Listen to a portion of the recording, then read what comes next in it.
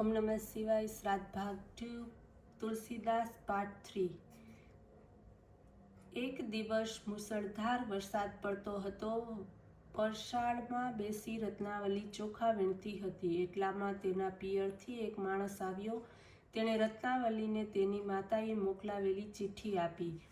ચિઠ્ઠીમાં તેની માતાની તબિયત બહુ જ ગંભીર હતી અને તરત નીકળીને આવવાનો સંદેશો હતો. માતાની તબિયતના સમાચાર સાંભળી રત્નાવલી ગભરાઈ ગઈ. તુલસીદાસ કાંઈ કામકાજ અંગે બહાર ગયા હતા, તેથી આવેલા માણસ સાથે તે તેના પિયરે ચાલી નીકળી. અડધે રસ્તે રત્નાવલીએ માણસને પૂછ્યું, તમે નીકળ્યા ત્યારે બાની તબિયત કેવી હતી? તેણે કહ્યું, બાને કાંઈ જ નથી થયું, તેમની તબિયત તો સારી છે. તો પછી આવો ખોટો સંદેશો મોકલવાનું કારણ?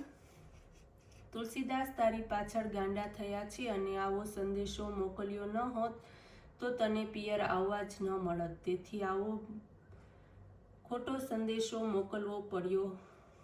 આ જાણી રત્નાવલીને ખૂબ દુઃખ થયું. આંખે રસ્તે એક જ વિચાર તેના મનમાં ઘોળાયા કરતો હતો કે સાંજે તુલસીદાસ ઘરે આવશે ત્યારે તેમને કેટલું દુઃખ થશે. સાંજે તુલસીદાસ ઘરે આવ્યા તો રત્નાવલી ઘરે ન હતી.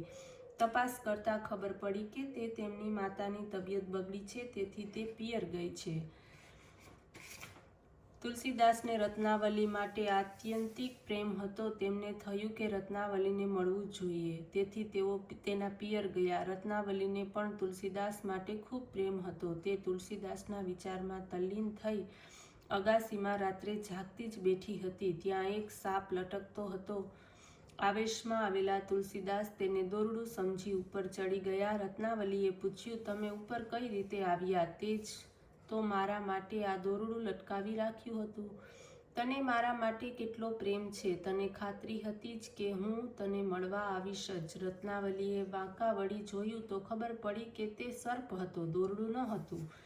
રત્નાવલી અને તુલસીદાસ વચ્ચે બૌદ્ધિક સંભાષણ થયું. એ બૌદ્ધિક ચર્ચાને પરિણામે તુલસીદાસનું પરિવર્તન થયું. મેણા ટોણા મારીને તેજસ્વી પતિ કોઈ દિવ્ય બદલાતો નથી, પરંતુ બુદ્ધિથી તેના વિચારો બદલાવી શકાય છે.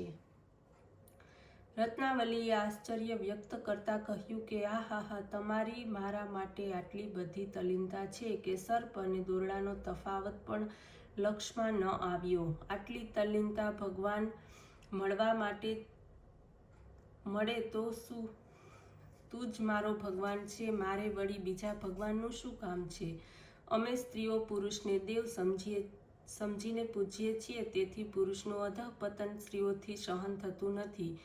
તમારી પાસે પ્રજ્ઞા છે, વિચાર શક્તિ છે, કર્તૃત્વ શક્તિ છે, તેથી તો અમે સ્ત્રીઓ તમને દેવ ગણીએ છીએ. પરંતુ તમે પુરુષો સ્ત્રી તરફ ફક્ત વાસનાની દ્રષ્ટિએ જુઓ છો. જો હું પંડિતની પત્ની છું, તેજસ્વી પત્ની છું, મારાથી તમારું અધઃપતન કેમ સહન થાય? પ્રારબ્ધાધીન જીવન જીવવામાં લાચારી છે, એમ તમે જ કહેતા ને?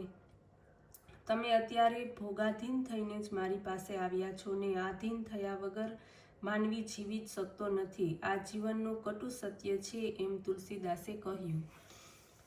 પરંતુ મારો પતિ તેજસ્વી છે, પ્રારબ્ધાધીન રહેવામાં તે લાચાર માને છે, તેથી હું હંમેશા ગૌરવ લઉં છું. પરંતુ આજે તમે ભોગાધીન થયા છો, તેથી તેજસ્વીતા હણાઈ ગઈ છે. રત્નાવલીએ ઠકોર કરી.